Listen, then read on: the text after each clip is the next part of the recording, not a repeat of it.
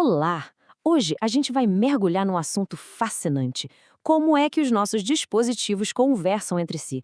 Sabe, do Bluetooth do fone de ouvido até a internet que conecta o planeta inteiro. E para guiar a gente nessa exploração, vamos usar as ideias do livro Computer Science and Overview. A gente vai do bem pertinho até o global.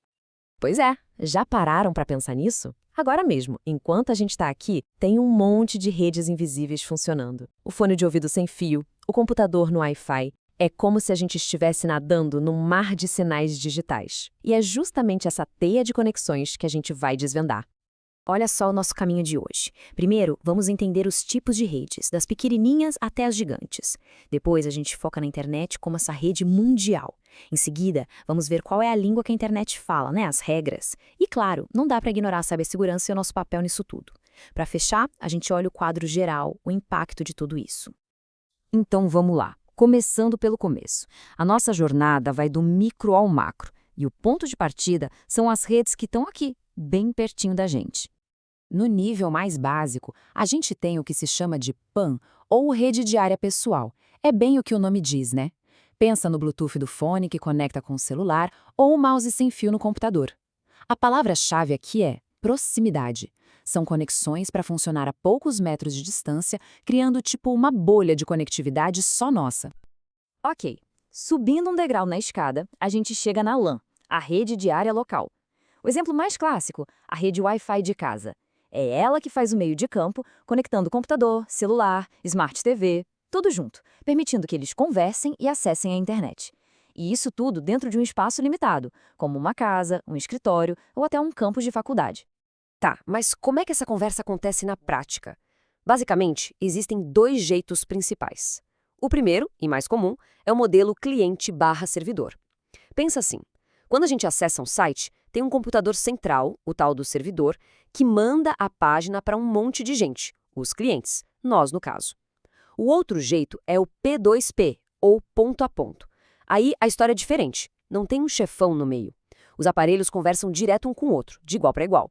Sabe aqueles programas de compartilhamento de arquivos ou até algumas chamadas de vídeo? Muitas vezes funcionam assim, com uma conexão direta. Beleza, então a gente já entendeu como as coisas funcionam aqui por perto. Agora, vamos dar o grande salto. Como é que essas redes locais se juntam para formar essa coisa gigantesca que a gente chama de internet?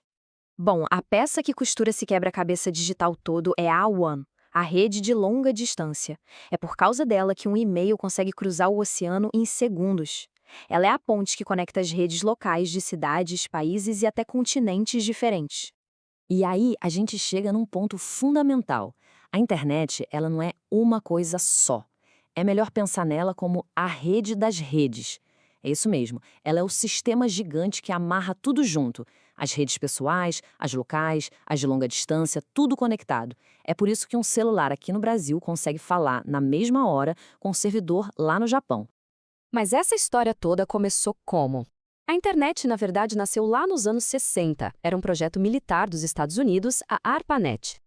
A grande sacada era criar uma rede que não parasse de funcionar se uma parte dela fosse, sei lá, destruída. Uma rede resiliente. Depois, nos anos 80, a coisa foi para o mundo acadêmico, para as universidades. E de lá virou o que a gente conhece hoje, essa força comercial e social que conecta o mundo todo. Ok, mas peraí. Se a internet é essa mistura de redes com tecnologias e aparelhos totalmente diferentes, como é que todo mundo se entende? É tipo uma torre de Babel digital? Não. A mágica toda está num conjunto de regras, tipo uma linguagem comum e um sistema de endereços que todo mundo concordou em usar. É o seguinte, na internet, todo aparelho conectado precisa de um endereço. Pensa numa casa que precisa de rua e número para receber uma carta. Para os computadores, esse endereço é uma sequência de números, o famoso endereço IP. Só que, convenhamos, ninguém ia decorar um monte de números. Por isso, para nós, humanos, existem os nomes de domínio, tipo google.com. Bem mais fácil, né? E quem é que faz a tradução? Quem pega o nome fácil que a gente digita e transforma num número que o computador entende? Esse é o trabalho do DNS, o Sistema de Nomes de Domínio. A melhor forma de pensar nele é como se fosse a lista telefônica da internet, uma lista gigantesca. A gente joga o nome, google.com, e o DNS vai lá, procura e devolve o número de IP certinho para a conexão acontecer. E o mais maluco é que isso tudo acontece em um piscar de olhos. toda santa vez que a gente entra num site.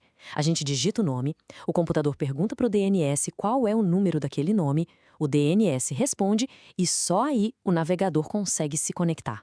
É um verdadeiro balé digital que acontece nos bastidores. Invisível, mas sem ele, nada de web. Tudo isso é incrível, né? Essa rede gigante, aberta, conectando todo mundo. Mas, tenho mais. Essa mesma abertura que torna a internet tão poderosa também a deixa vulnerável. E isso cria desafios de segurança enormes para todo mundo. Um dos ataques mais famosos, por exemplo, é o DDoS, negação de serviço distribuído. Funciona assim. Imagina que um criminoso consegue controlar um exército de computadores infectados, os computadores zumbis, que formam uma botnet.